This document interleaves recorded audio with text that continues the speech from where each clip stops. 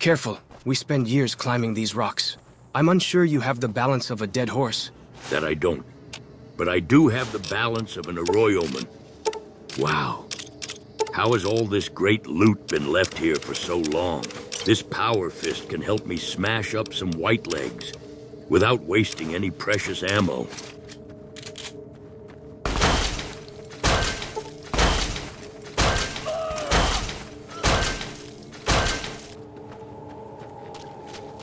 Way I heard it, salt upon wounds butchered everyone in New Canaan and nailed their corpses to the cliffs. Looks like you got large geckos here. All right. We need to go and get those pieces of technology for Joshua. So, where are we off to next, Chalk? It's not far now. Try and pick what you can from the plants on the way. You ever tried using coyote tobacco in that healing powder, Chosen One? It really helps with the pain. Nah, we always use Xander root back in Arroyo. It's got that healing touch. Coyote tobacco's too strong for a simple remedy. Makes the powder more effective. Plus, the way it grows around here, it's easy to find. True. But Xander root brings the balance. Mixing it with broccoli makes it taste better, too. You're not gonna want a bitter brew. For as long as I remember, the dead horses have thought that places of the old world were taboo. Doesn't look so spooky to me. You tend to find the skeletons died in sin in some cases. This shotgun reminds me of a strong warrior I know by the name of Holy Mo. I wonder if he ever came to Zion. These are the plants. A little different from what I saw back in Arroyo. Different? In what way? Worse? They do look more agitated and thirsty. And we can't have it drink up all your water. It uses a lot. And the animals? They disappear near the caves at times. I'm glad we found them. Stalactites hang and stalagmites rise, and they look so good. The caves in Zion are breathable. In the Mojave, it gets dark and dusty real quick. Even your waters are clean and the air is light. Then I am sure you can see why we do not want to bring war here. From the outside. I will do what I can to help you. Let's start by getting these buggers out of the cave. I believe these things came from a great underground vault at the base of a great mountain. Charleston Peak. That place. Similarly to you and your people, the vaults are a taboo place to many wasters. But to my tribe, it's a holy and life-giving sanctum of miracles. Miracles to which the Great Bear can attest to.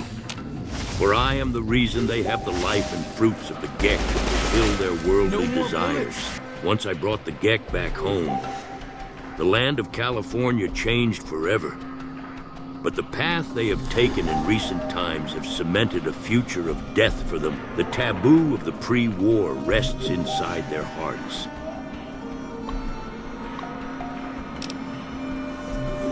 January 13th. The Cockers are gone finally. All 34 that still lived. Ate their dead for strength, then struck out SE.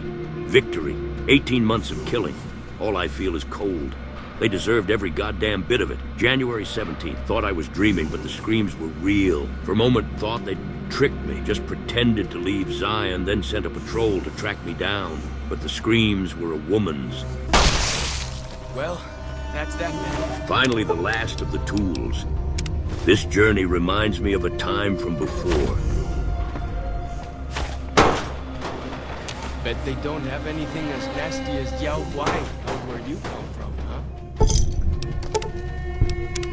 Surely his salvation is near to those who fear him, that his glory may dwell in our land. You are the one Joshua Graham sent to us. Blessings of the Father in the cave on you. Daniel is waiting for you. A Sorrow's Yaoguai fist is a sacred symbol. It shows that we belong to the tribe and have willingly undertaken a dangerous quest to aid the tribe. Each Sorrow makes his own, and only after hunting and slaying a Yaoguai that threatened our people. Our shaman, White Bird, oversees the rites. Perhaps if you spoke to him, he would allow you to undertake such a quest.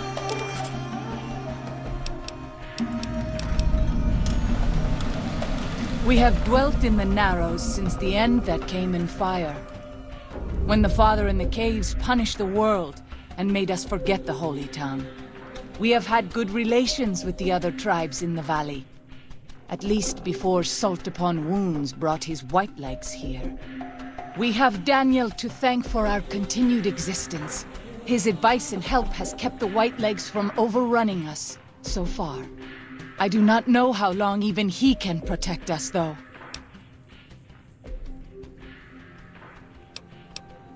He is war chief of the White Legs, and the worst butcher of them all. The tribes he has crushed are many. The warriors he has slain, countless. Have you not heard of the god of the New Canaanites? He is our protector and our judge. He helped our ancestors find their place here in Zion. He gave us many gifts, but we are not to seek him out. His caves are forbidden to us. Those who seek them out are taken from us.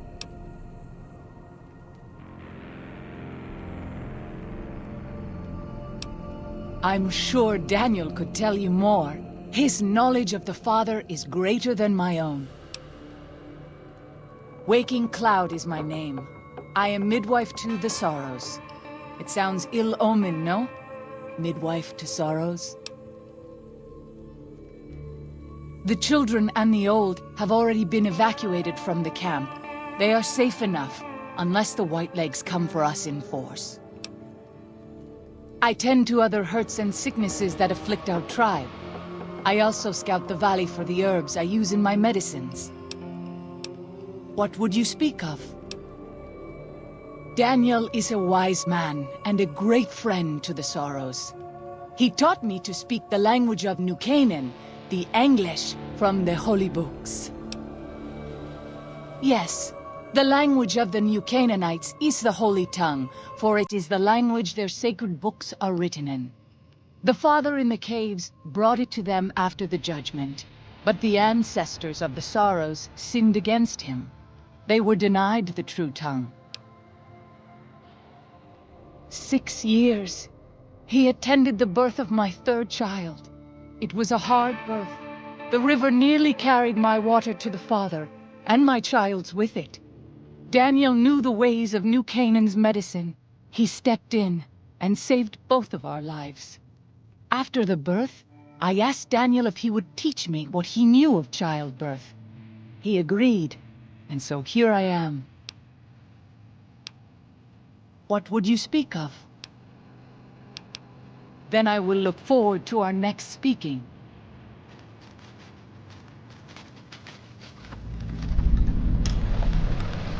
Yeah, man.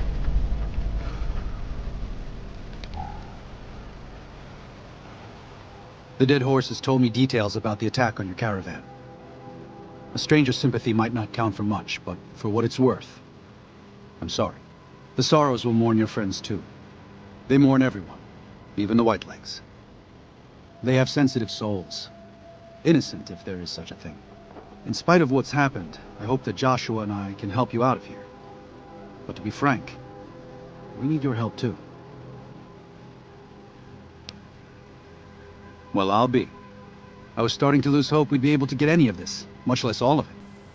Tribals are smart, but, well, they're ignorant. Letting go of a taboo is difficult for them. So I knew it would have to be one of us. Turns out all it took was a Gentile, or, no offense. These supplies are a godsend. But if we're going to evacuate Zion without drawing more White Leg attention, I need you to go back into the valley. Specifically, I need you to scout out some locations for White Legs and try to recover a map of Grand Staircase, a wilderness area to the east. There's also the matter of the roads. We're going to be heading out of the east side of the park. but I'm not sure the way is clear.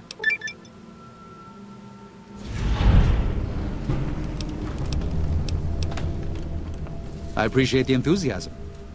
There aren't a lot of people in the wasteland with kindness to spare for anyone who isn't kin. Since you've been poking around the valley, you might see more activity from the Whitelegs. One of the Sorrow's hunters, Waking Cloud, has volunteered to help guide you through the valley. She has a special talent for staying out of sight. After this, it's just a matter of getting everyone out of here safe and sound. And hopefully, you can head back to the Mojave without any more trouble. Well, here we part ways. I'm needed back at the Dead Horses camp. Maybe I'll see you there sometime.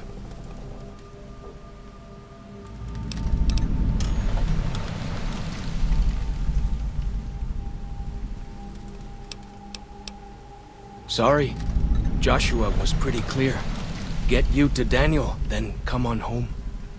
You can take it up with him if you'd like. I will. Good gunnin', Akis.